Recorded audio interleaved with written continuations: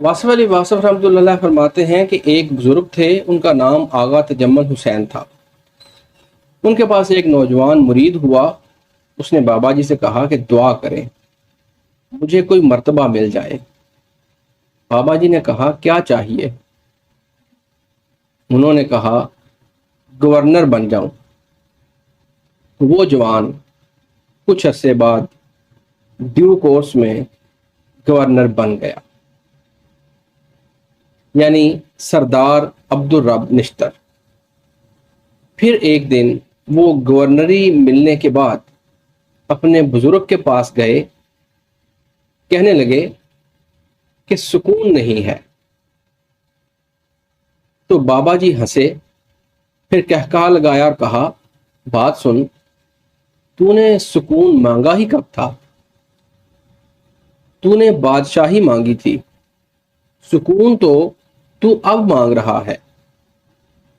ادھر بادشاہی میں تجھے کیا سکون ملے گا؟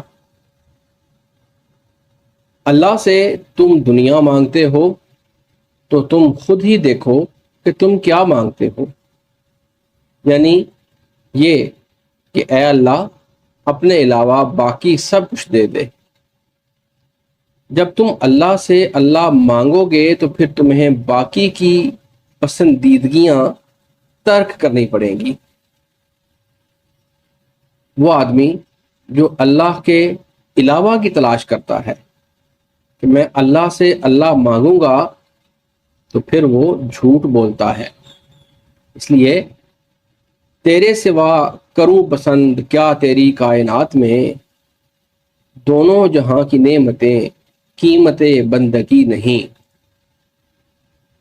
بات اتنی ساری ہے کہ پھر دونوں جہاں کی نعمتیں کس بات کی؟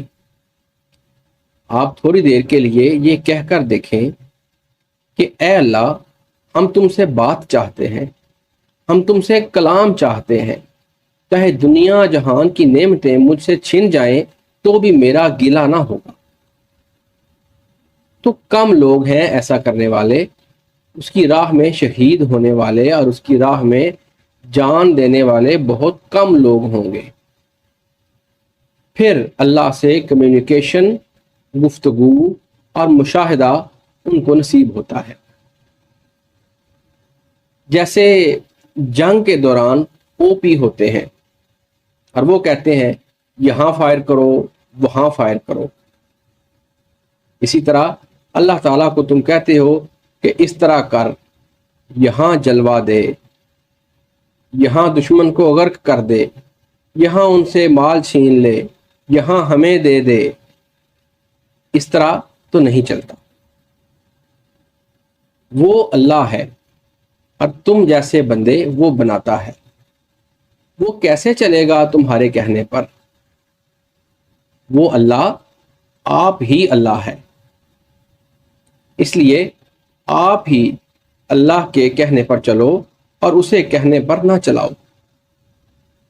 دیدار کا مقام یہ ہے کہ جب تک نگاہوں سے غیر اللہ نہ نکلے تو پھر اللہ کا مشاہدہ کیسے ہو؟